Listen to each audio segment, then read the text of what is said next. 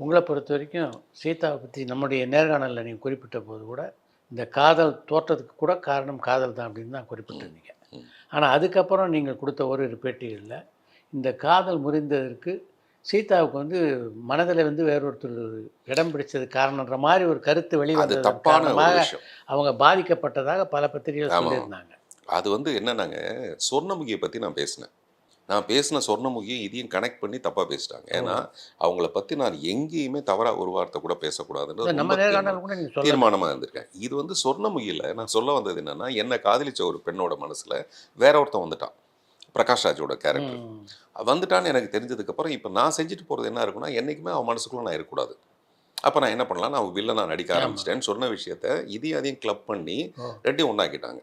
அதுதான் அவங்கள கோவப்படுத்தின விஷயமா இருந்ததே தவிர, அவங்கள அந்த மாரி ஒரு விஷயத்துக்குள்ள நான் சொல்லணும்னு இல்ல. அது அது அது அது மாரி இதுவரைக்கும் ஒரு தடவ கூட நான் பேசினது கிடையாது.